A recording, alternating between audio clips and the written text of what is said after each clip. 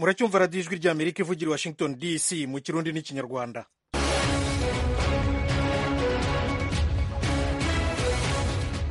banywanyi inshuti zacu mwiriwe neza, ni Thomas Kamirindi wongeye kubasuhuza.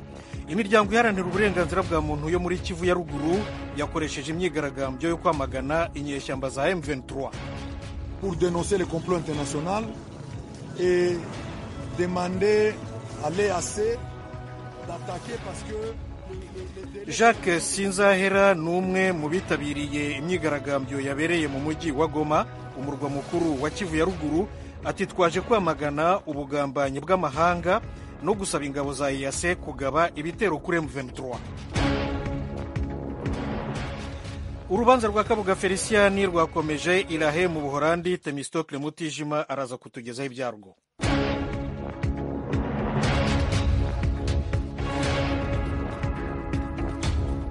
Papa Francisco azasubukura uruzinduko rwe muri Repubulika ya Demokarasi ya Kongo no muri Sudani y'Epfo vuba aha mu mwaka utaha.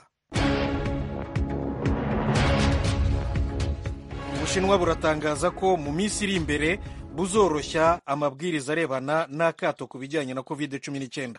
Ikaze muri aya makuru, turayarambura mu kanya gato cyane.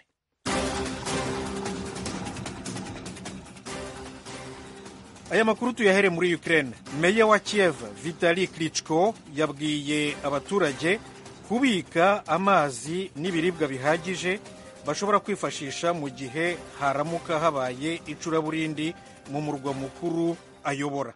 Eugenie Mukankusi aratugezaho ibindi kuri iyi nkuru. Ibindi Meya Vitali Klitschko yasabye abaturage uyu munsi kwa kane ni uguteganya imyambaro ishyushye yabagoboka igihe umuriro w'amashanyarazi wabura burundu biturutse ku bitero by'indege z'Uburusiya. Yanabwiye abaturage ko bakwiye kujya kubana n'inshuti cyangwa abavandimwe bafite amazu mu nkengero za Kiev igihe babishobora. Yabamenyesheje ko ibipimo by'ubushyuhe imbere mu mazu bishobora kumanuka vuba cyane igihe haba icuraburindi n'ibikorwa remezo bigasenyuka, umuriro w'amashanyarazi ukabura, kimwe n'amazi ndetse n'uburyo bwo gushyushya mu mazu. Uyu muyobozi yavuze ko ubushyuhe bwo mu nzu bushobora kudatandukana n'ubwo hanze, aho ubu buri hafi kuri dogere 4 ku gipimo cya Celsius. Akaba ariyo mpamvu asaba abaturage kwitegura. Ingomero zitanga umuriro w'amashanyarazi nyinshi mu mpande zose za Ukraine byabaye ngombwa ko zihagarikwa by'ibihe bidasanzwe muri iki cyumweru nyuma y'igitero cya Misiri y'Uburusiya. Uburusiya buvuga ko ibitero byabwo ku bikorwa remezo bikenewe mu buzima bw'abaturage byemewe mu rwego rwa gisirikare kandi ko Kiev ishobora guhagarika umubabaro w'abantu bayo iramutse yemeye ibyo Uburusiya busaba, Moscow itari yasobanura. Ukraine ivuga ko ibitero bishyira abaturage mu kangaratete ari ibyaha by'intambara. Umushumba wa Kiliziya Gatolika y'isi yose Papa Francisco azasubukura uruzinduko rwe muri Repubulika ya Demokarasi ya Kongo no muri Sudani y'Epfo mu ntangiriro z'umwaka utaha w'ibihumbi 2023. Eugenie Mukankusi aratubwira amatariki. Vatikani yavuze uyu munsi kuwa kane ko Papa Francisco hashobora kuzaba ari muri Kongo guhera ku itariki ya 31 y'ukwezi kwa mbere kuzageza ku ya 3 y'ukwezi kwa kabiri. Vatikani yasobanuye ko azamara iminsi 2 muri Sudani y'Epfo ari kumwe na Archbishop wa Canterbury n'umuhuza w'inama nkuru ya Kiliziya ya Ekose. Papa Francisco byabaye ngombwa ko asubika uruzinduko muri ibyo bihugu bibiri mu kwezi kwa karindwi kubera uburwayi bw'amavi, bivuze ko akenshi akoresha igare ry'abafite ubumuga. Vatikani yavuze icyo gihe ko yarimo guterwa inshinge nyinshi mu cyumweru kubera ububabare, ari nako yitabwagaho n'abaganga bagorora ingingo. Itangazo rya Vatikani ryavuze ko Papa Francisco ashobora kuzajya mu murwa mukuru wa Kongo, Kinshasa. Gusa ntirivuga niba azasura Goma, umujyi yagombaga kujyamo mu kwezi kwa karindwi. Nyuma ya Kongo, Papa Francisco azafata indege ijya Juba mu murwa mukuru wa Sudani y'Epfo. Yashatse gusura Sudani y'Epfo yiganjemo abakristu, ariko igihe cyose yateganyije uruzinduko rwagiye rusubikwa biturutse ku mutekano muke. Radio ivugira Washington DC mu kirundi n'ikinyarwanda ni ijwi rya Amerika. Archiepiscopi wa Canterbury wo mu Bwongereza Musenyeri Justin Welby uzajyana na Papa Francisco muri Sudani y'Epfo nk'uko Eugenie amaze kubitubwira, ni umukuru w'itorero ry'Abangirikani ku isi yose. Mu Bushinwa leta iratangaza ko mu minsi iri imbere leta izoroshya amabwiriza arebana n'akato ku bijyanye na COVID-19 kandi ko igiye kugabanya ibijyanye no gupima abantu COVID-19 nyine mu kivunge. Eugenie Mukankusi arakomeza. Imibare iracyari hejuru mu gihugu hose, ariko impinduka zije mu gihe imwe mu mijyi yatangiye gukuraho guma mu rugo muri iyi minsi. Ikindi, abayobozi bo mu rwego rwo hejuru bavuze ko ubushobozi bwa virusi mu gutera indwara bwarimo kugabanuka. Abashinzwe ubuzima mu gutangaza ibijyanye no koroshya ingamba zabo ntacyo bavuze ku myigaragambyo yerekanye ko abaturage basuzuguye amabwiriza y'igihugu, harimo gucana za buji i Beijing hamwe n'ubushyamirane bagiranye ku mihanda na polisi mu mujyi wa Guangzhou. Amakuru aturuka mu bari hafi y'abafata ingamba avuga ko izigiye gushyirwa ahagaragara zirimo izijyanye no kugabanya ibikorwa byo gupima abantu benshi icyarimwe no kureka abantu bafite COVID-19 n'abahuye nabo ntibishyire mu kato mu ngo zabo. Amabwiriza yabanje yari yateje uburakari mu baturage, aho imiryango yose yari muri guma mu rugo. Hari abayimazemo ibyumweru nyuma yo kubona umuntu umwe gusa wanduye. Mu murwa mukuru Beijing bamwe batangiye kwitegura impinduka. Bamwe mu baturage mu burasirazuba bw'umujyi bakoresheje itora ku mbuga nkoranyambaga harebwa niba abanduye bakwishyira mu kato mu ngo zabo, kandi baravuga ko ikizava muri iryo tora cyose bazacyakira. Impuguke mu by'ubuzima ziraburira mu bijyanye n'ikwirakwira ry'indwara n'impfu zaturuka kuri COVID igihe ibikorwa by'ikingira byahagarara imburagihe. Dukomereze muri Senegal. Inteko ishinga amategeko yabayemo akaduruvayo uyu munsi bitewe n'umudepite w'umugabo wo mu ishyaka ritavuga rumwe na guverinoma wakubise urushyi undi mudepite w'umugore mu nama mu ruhame. Ne Eugenie Mukankusi nabyo ubitugezaho. Mu gihe cyo kwerekana ingengo y'imari, umudepite wo mu ishyaka ritavuga rumwe n'ubutegetsi Massata Samb yahagurutse ajyaho Emi Ndiaye Gnubi yari yicaye ateza akajagari. Uyu mudamu Gnubi ari mu rugaga ruzwi nka Benno Bokk Yakaar.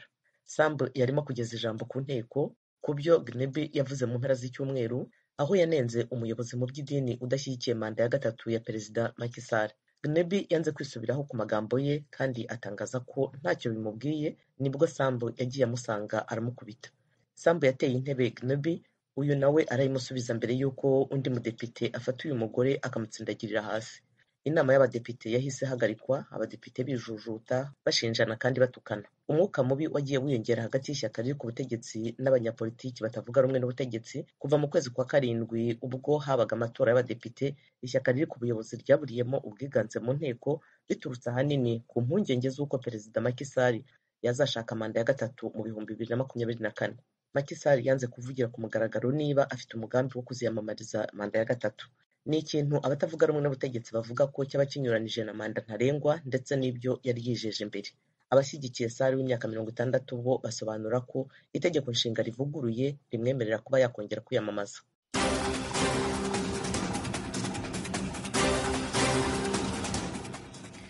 Ayo rero yari amakuru yo hirya no hino ku isi. Dushimire Eugenie Mukankusi uyatugejejeho. Mushobora kandi kuyasanga igihe icyo ari cyo cyose ku rubuga rwacu rwa internet wa@voaradio.com ndetse no kuri YouTube na Facebook mumbabarire VOA Radio yacu. Mu kanya gato cyane amakuru y'ibiyaga bigari.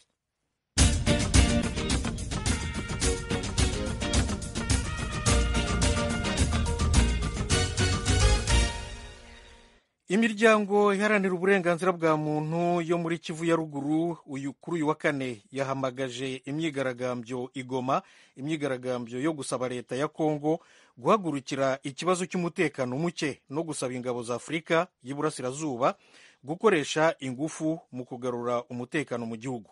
Ni inkuru ya mugenzi wacu Jimmy Shukrani Bakomera. Iyo myigaragambyo yatangiriye ahitwa Rompwe Kisi hagana muri teritwari ya Nyiragongo mu majyaruguru y'umujyi wa Goma mu gitondo cya kare hagana saa 12. Ibyapa ndetse n'ibitambara bigaragambya bari bafite byari bifite ubutumwa bwihariye.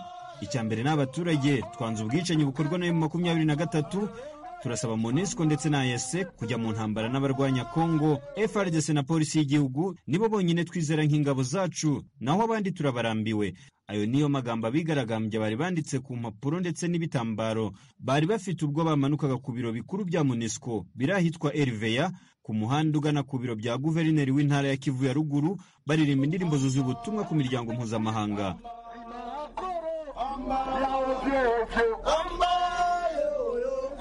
Abigaragambyaga bashinja kandi abasirikare ba ONU bashinzwe kugarura amahoro n'umutekano muri Repubulika ya Demokarasi ya Kongo MONUSCO kuba intandaro y'umutekano muke muri aka gace ka Kongo. Jacques Sinzahera, umwe muri bavuga impamvu abaharanira uburenganzira bwa muntu muri Kivu ya ruguru badahwema kujya mu myigaragambyo. Turi mu myigaragambyo umunsi mu rwego rw'amasaha 48 ku ngabo za EAC kuba zagiye mu ntambara kandi nta kujya mu biganiro n'abarwanya leta ya Kongo. Ntihategera igikorwa nyine ubwo nawe urabyumva. MONUSCO ndetse na EAC bose bazasubira iwabo. Uyu yemeza ko abaturage bafite imbaraga zo kugarura amahoro binyuze mu kwiyunga n'abashinzwe umutekano barimo igisirikare cya Kongo FARDC ndetse na polisi y'igihugu. Amahoro ntashobora kuva muri Kenya cyangwa mu Burundi, ahubwo twebwe nk'abakongomani dufite inshingano yo kugarura amahoro n'umutekano birambye mu gihugu cyacu. Ibyo byose tukabigeraho dufatanyije n'ingabo zacu FARDC kuko nizo ngabo dufite zishobora kuturindira umutekano. Mu bigaragambyaga harimo abagize umuryango uharanira impinduka muri Kongo uzwi nka Lucha, Lutte pour le changement mu mpinamagambo. Aba bahagurukiye kwamagana amahanga. Message yetu ni kusema tunaomba ubutumwa ni ugusaba ONU n'indi miryango mpuzamahanga guha Kongo agaciro. Kuba ngubu turi igihugu cyigenga, perezida wacu nawe agomba kongera ibikoresho by'intambara ku basirikare ba FARDC bakarwana na M23 ndetse n'indi mitwe yitwaje intwaro. Kandi twanze ubufasha bwose buturuka ku Rwanda na Uganda kuko bakorana na ADF ndetse na M23.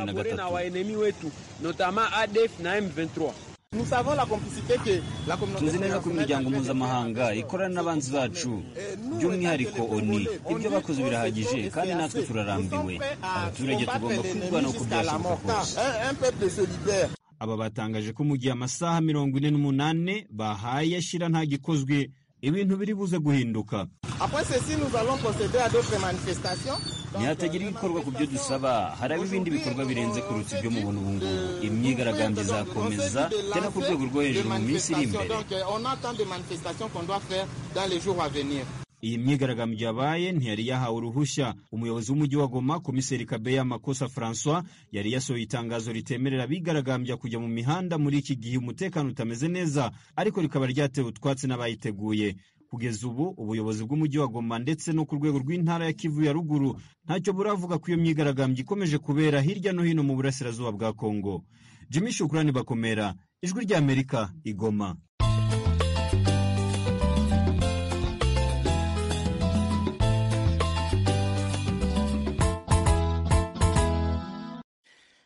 Uyu munsi itariki ya mbere y'ukwezi kwa 12 nk'uko mubizi ni umunsi mpuzamahanga ngarukamwaka wo kuzirikana no kurwanya indwara ya sida. Mu Rwanda, u Rwanda rwatangije ubukangurambaga bw'amezi 3 buzibanda cyane mu gukangurira urubyiruko ububi bwa virusi itera sida na sida ubwayo, kuko imibare igaragaza ko urubyiruko ari rwo rwugarijwe kurusha ibindi bice by'Abanyarwanda. Asumta Kaboye yaduteguriye inkuru irambuye. Ikigo cy'igihugu gishinzwe ubuzima mu Rwanda RBC gitangaza ko kugeza ubu mu Rwanda abantu bangana n'ibihumbi 230 aribo babana na virusi itera sida. RBC isobanura ko muri bo 94% bafata imiti neza. Iki kigo kivuga ko kugeza ubu mu Rwanda hashize imyaka 15 abantu 3% aribo banduye virusi itera sida. Gusa RBC ivuga ko ihangayikishijwe n'uko abato bandura cyane kurusha muri ibi bihe. Umuyobozi wungirije wa RBC Noella Bigirimana asobanura ko icyiciro cy'abangavu aricyo cyibasiwe cyane. Turacyafite urugendo kugira ngo dushobore kuyirandura. Natanubwira ruko ubwandu busigaye bwiganje mu rubyiruko buri mu kigero cy'imyaka 15 na 24. Muri bo umubare munini w'abafite virusi itera sida muri icyo cyiciro ni abakobwa kuruta abari mu cyiciro cy'abahungu. Mu Rwanda buri muntu wese upimwe agasanga afite virusi itera sida ahita atangizwa ku miti igabanya ubukana mu rwego rwo kugabanya ubwandu busha kugabanya kuremba ndetse no kugabanya impfu ziterwa na sida. Nta mpamvu nyinshi zitangwa zituma urubyiruko arirwo rwandura virusi itera sida, cyane cyane abakobwa, ariko ikiza ku isonga ni uko urubyiruko usanga rutitaye ku kumenya ibyerekeranye no kwirinda virusi itera sida cyangwa se kugana ahatangirwa ubujyanama. Kugeza ubu hashyizweho ubukangurambaga bwo gusaba urubyiruko kwihutira kwipimisha basanga baranduye bagahabwa imiti. Dr. Ndimubanzi Patrick wo muri Minisiteri y'Ubuzima wari uhagarariye minisitiri muri uyu muhango yavuze ko muri aya mezi 3 bazasiga buri wese wanduye abasha kubona imiti ndetse no gushishikariza urubyiruko kwitabira serivisi zose zitanga ubujyanama kuri sida. Ndimubanzi avuga ko u Rwanda narwo rushishikajwe no kugera ku ntego isi yihaye yo kurandura sida kugeza mu mwaka wa 2030. Kugira ngo tugere rero ku ntego twiyemeje yo kurandura sida mu mwaka wa 2030, tugomba kurengera abafite virusi itera sida bashobora kuba batafite uburenganzira bwabo bwubahwa nk'uko bisanzwe mu mavuriro cyangwa ahandi. Nanone tugomba kuziba icyuho giterwa n'uko abantu batitabira serivisi, cyane cyane urubyiruko. Ku ruhande rw'urubyiruko, bamwe muri bo bumvikanisha ko ubukene ari bwo bubatera kwishora mu bikorwa bibanduza sida. Ku bahungu n'abakobwa, impamvu usanga hariho ubusambanyi cyane ku bakobwa ni ubukene bafite. Umukobwa akabura amavuta, yabona umuhungu wenda atwara ku kagare kiwe akabasha kumubwira ati ngurira amavuta turyamane, bakaryamana, niho ubusambanyi usanga buturuka cyane. Ariko n'abakobwa kenshi na kenshi nanone nabo bashuka abahungu, ntabwo ari abahungu bashuka abakobwa bonyine, kuko umukobwa ntashobora kukwibambaza ari umuhungu, wumva umushaka ugasanga muraryamanye kandi bitari ngombwa.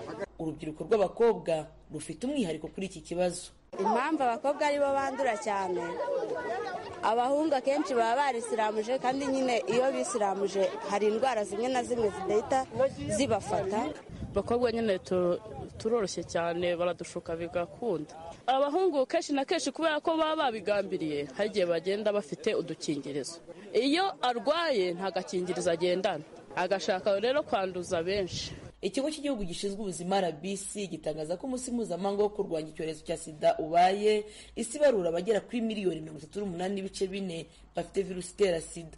Muri bo miliyoni 36.7 ni abantu bakuru, naho abagera kuri miliyoni 1.7 ni abantu bafite munsi y'imyaka 15, kandi ko 54% by'abafite virusi itera sida ari abagore n'abangavu biganje munsi y'ubutayu bwa Sahara. Mu Rwanda mu gihe cy'imyaka 15 ishize, ubwandu buhagaze kuri 3% mu bantu bafite guhera ku myaka 15 kuzamura. RBC kumvikanisha ko 94% bafata imiti neza kandi abenshi bameze neza. Assumpta Kaboyi, Ijwi ry'Amerika, i Kigali.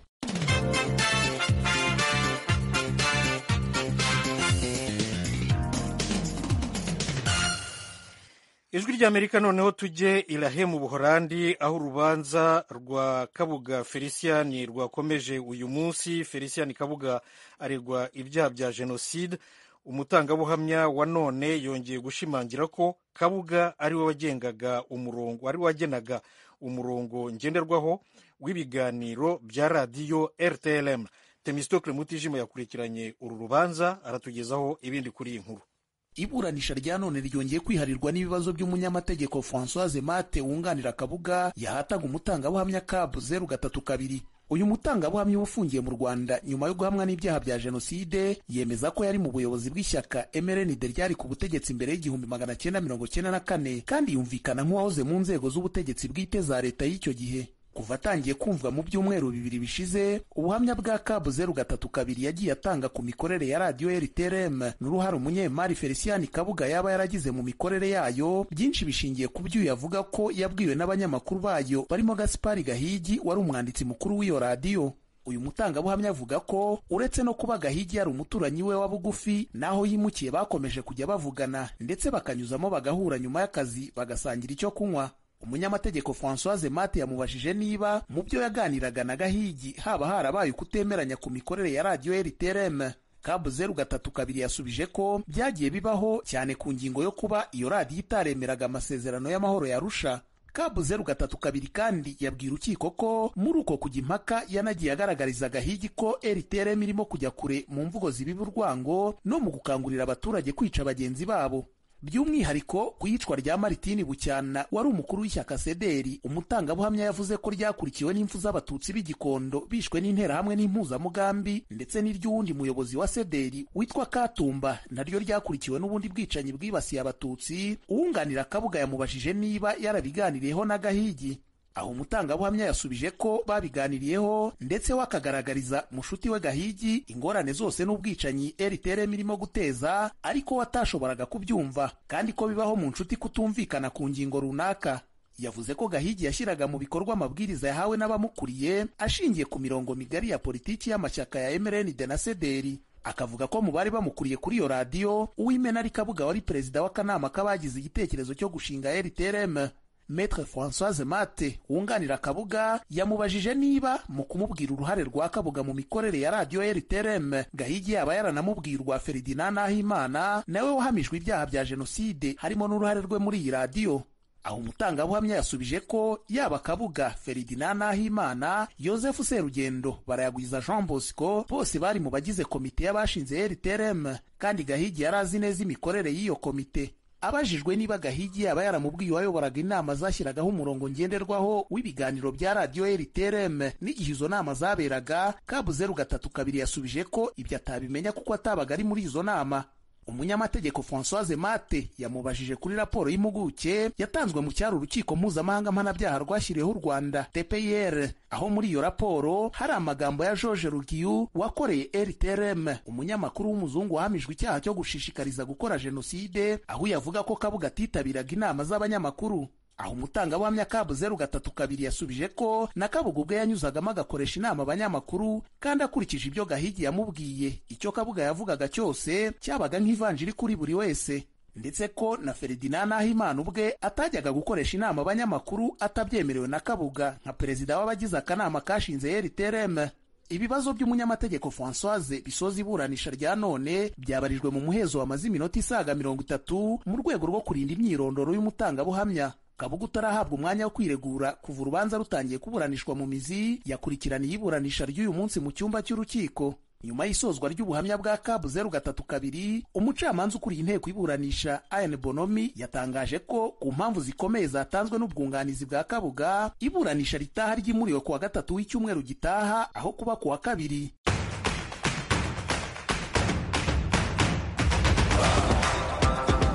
Igikombe cy'isi cy'umupira w'amaguru muri Katari, irushanwa rihiga yandi yose mu mikino yose uko yakabaye riraje.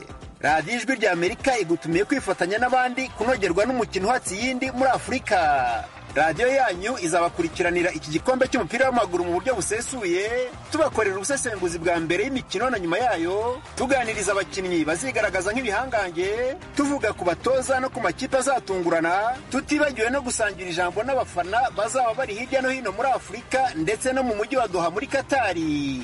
Mu gihe cyose iri rushanwa ry'igikombe cy'isi rizamara, radiyo yanyu mudatenguha nayo izaba ihari ku bwanyu. Ntimuzakikwe n'ayo mahirwe y'imboneka rimwe yo kwishimana n'abanyamakuru ba radiyo Ijwi ry'Amerika. Twese hamwe tunogerwe n'uburyohe bwa ruhago.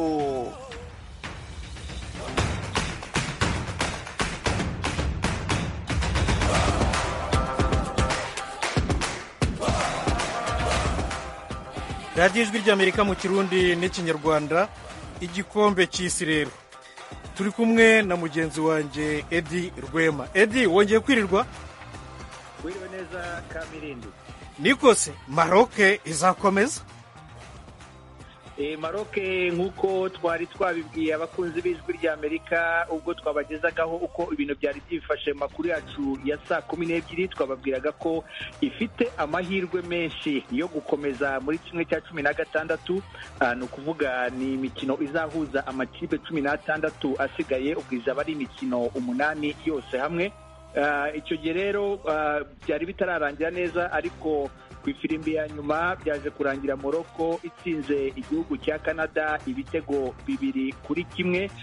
Nababwiye kandi ko bigiye kuba ku nshuro ya kabiri igihugu cya Maroc kijya mu makipe 16 ya nyuma akomeza. Ubwa nyuma byari mu mwaka w'1986. Thomas, urabyumva, hashize imyaka hafi 36 yose Morocco ikina imikino yo majonjo ariko ntikomeze. undi mukino wabaye muri iryo tsinda rya F ni uwahuje ikipe ya Croatia n'Ububirigi. Ububirigi bukaba bwatunguwe bukaba bwavuye muri iri rushanwa nyuma y'uko umukino urangiye binganya ubusa ku busa. Muri iryo tsinda rero ikipe ya Maroc nayo iriyoboye ifite amanota 7, Croatia ifite 5, Ububirigi amanota 4, Canada yo ikaba itahiye amaramasa. Nuko rero byari byifashe mu mukino wo mu itsinda F. Thomas Kamirindi tukaba twamenyesha abakurikijwe rya Amerika ko mu minota mike cyane indi mikino yo mu itsinda A iza gukomeza, imikino iza guhuza amakipe ya Costa Rica n'Ubudage, hanyuma Ubuyapani buze gukina na Espagne. Mu makuru yacu twari twavuze ko umunyarwandakazi Salima Mukansanga aza kuba umusifuzi wa 4 muri umwe muri iyo mikino. Uwo mukino rero aza kuba asifuramo ni umukino uza guhuza Ubuyapani na Espagne, naho umukino uza guhuza Costa Rica n'Ubudage uraza gusifurwa n'Umufaransa-kazi ugiye kuba umugore wa mbere mu mateka usifuye mu gikombe cy'isi cy'abagabo. Thomas Kamirindi nuko ibintu byifashe muri iryo tsinda rero rya A. Ibintu biracyashoboka byose. Itsinda rirafunguye kugeza ubu ngubu. Espagne niyo ifite amanota menshi, ifite 4, Ubuyapani bufite amanota 3, Costa Rica ifite 3, Ubudage bufite inota 1.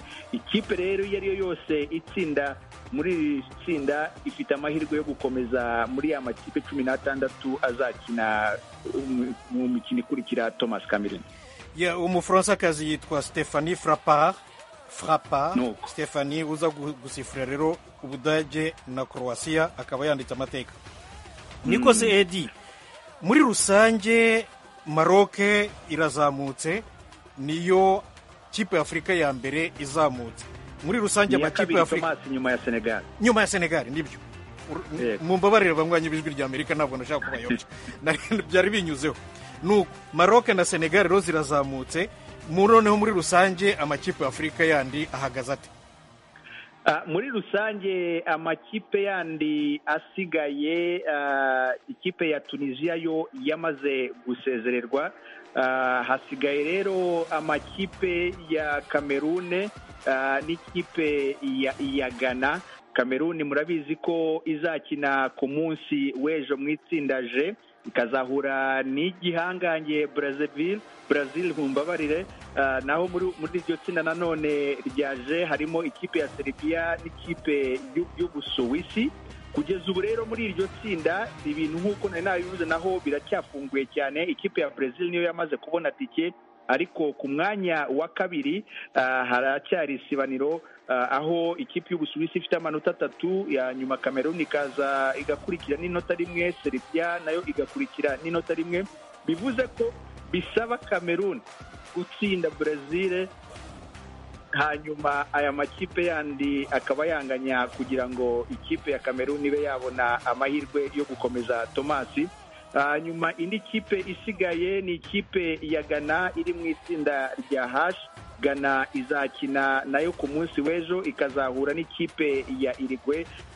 Uyu mukino ni umukino w'amateka. Thomas, urabyibuka mu gikombe cy'isi cyo mu 2010 muri Afurika y'Epfo, ubwo Ghana yavagamo muri kimwe cya 4. Yego, uramwibuka umukino Luis Suarez. Abanyagana kugeza n'Abanyafurika bose ntibazamwibagirwa. Muri iryo tsinda rero kuki batazamwibagirwa? Reka tubigumeho gatoya kugira ngo twongere tubibutse. Icyo gihe nyine Ghana yokeje igitutu kimwe cyo mu rwego rwo hejuru Uruguay. Noneho uwo Suarez abona umuzamu yatsinzwe, akuramo umupira nk'ukina volley mu izamu, hanyuma mu kwikira ikarita itukura babaha penalty, hanyuma Guam arayihusha. Nuko byari bimeze rero. Abantu ntabwo bazibagirwa uwo mukino na Suarez, ndetse n'ejo bundi barabimubajije ati ugiye guhura na Ghana, isi yose, Afurika yose irakwibuka. Ababwira ko abantu bakwiye kwibagirwa ibyahise bakareba ibiri imbere. Muri iryo tsinda rero harimo n'undi mukino uzakurikira uzahuza Korea y'Epfo na Portugal. Umuntu akaba yakubwira ko Thomas, muri iryo tsinda Ghana iri ku mwanya wa kabiri nyuma ya Portugal, bivuze ko Ghana iramutse itsinze umukino wayo na Uruguay izaba ibaye ikipe ya gatatu cyangwa se iya kane ikomeje muri kimwe cya 16. Edi Rwema urakoze. Reka uyu mukino Ghana Uruguay w'ejo rero tuzawukurikirana amashyushyu menshi kubera ko urimo uko kwihimura ariko mu rwego rwa siporo. Ndagushimiye cyane, namwe banywanyi b'Ijwi ry'Amerika mwese iyo muva mu Kagera ndabashimiye rwose n'umutima wose, murakarama.